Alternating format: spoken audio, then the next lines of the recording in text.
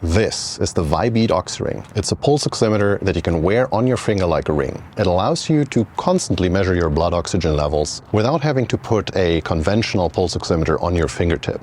So it doesn't prevent you from manipulating any flight controls or instruments in flight.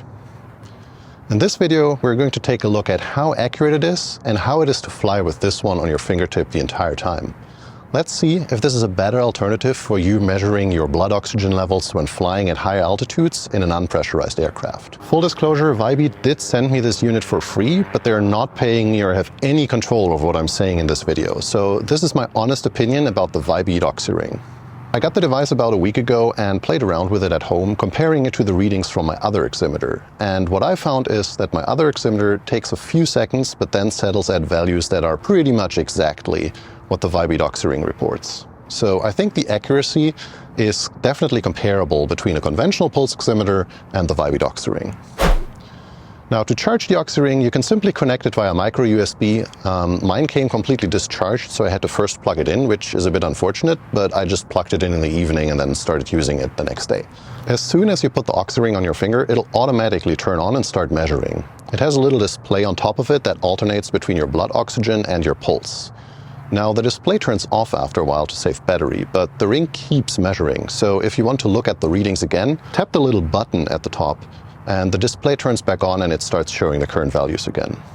Now, here's my favorite feature. The OxyRing also has a very helpful alert function. If your oxygen level becomes too low, it vibrates very prominently. I don't think there's any way you could miss that while wearing the device. The Vibeat OxyRing also can sync your data with an app, but it doesn't require it to work. So if all you want to do is monitor your oxygen levels in flight, the Vibeat OxyRing works as is and is ready to go out of the box. However, there are a bunch of settings in the app that you can customize. For example, by default, the blood oxygen alerter is set to 88%, which personally I find a bit low, so I changed that to 90%. You can also customize pulse warnings, display brightness, and other settings. So I'd recommend you to install the app to customize the Vibeat OxyRing to the values that make sense for you. The app also allows you to sync all your data with the Health app on your iPhone, and according to what they list in the App Store, it does not seem to log any personal identifiable information. The OxyRing costs $229.99, but as I'm recording this video, it's actually available for $179.99. That's definitely still more on the expensive end for a conventional pulse oximeter, but the question is it worth the money? Let's see how it performs in flight.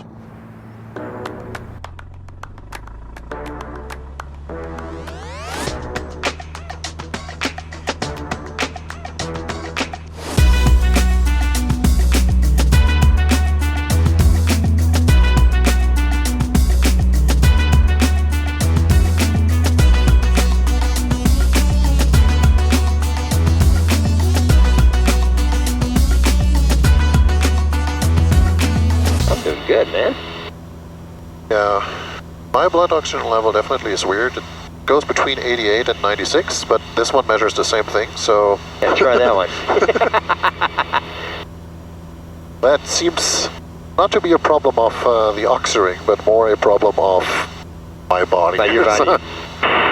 Oh, now, see, now this says I'm dead. This is 81, that's like... Yeah, you can't live at 81. I'm basically unconscious. Alright, so we are on our way to Shelter Cove. I'm here with Doug. We're almost there, almost going to start our descent. We're cruising at 8,500 feet for the most time, and I'm wearing the OxyRing, the Vibeat OxyRing pulse oximeter, and I'm also comparing it to my conventional one. And they both are reporting pretty much the exact same values. They're going up and down a little bit both, so I would say they compare like pretty much exactly the same thing, except the OxyRing obviously is much nicer to wear because I keep having that on, and I put this thing on occasionally to compare it, but the OxyRing, I just let that on, and it actually did alert me a couple of times. I set the alerter to 90, and apparently at 8,500 feet I'm somewhere between like 88 and 92, so it kept dropping a couple of times below 90, and the vibration is definitely, you can definitely feel that. Yeah, I think this is actually a pretty nice deal, because you have no problem manipulating any flight instruments. You can reach everything, you can hold the control steering wheel with this thing on. It doesn't bother you at all, and from time to time it vibrates. You look at it and take a deep breath, and typically it goes above 90 again, which is where I have the alerter set. And obviously if it stays there for longer, or if you start getting headaches or whatever, you just descend. But I think I'm going to use this a lot more in the future. I think it's a really nice way to constantly measure your oxygen, and basically as like a set it and forget it. You put it on, and then you just don't care about it anymore because it's just there and it's going to alert you if there's a problem. So yeah, what do you think? Well, I like the look of it. 25.4. Does it hook into your phone? Does it have a Bluetooth function on it? Yes, it does. So it hooks up into the phone. There is a Bluetooth app where it syncs. If it's an iPhone, it syncs to Apple Health as well. Not sure what the equivalent is on Android, but on the iPhone it definitely syncs with Apple Health. It records the reading the entire time, so you can then sync up the entire level, like recording from the entire flight. So that's pretty nice, and then you can set a bunch of options there as well, for like when it alerts you. You can also set pulse alerts and a bunch of other stuff. They also have some sort of cloud sync, where you can have an account with them, which I haven't tried out yet, because I have just hooked it up to sync into Apple Health. But yeah, seems to be pretty nice. And you also have a little little clock here as well. If you tap the button, it actually shows you the time, so you don't even need to wear a watch. Yeah. So it's got pulse, oxygen, black. Any other functions? Nope, that's it. Okay, The display alters back and forth between pulse oximeter and like your pulse and your oxygen level.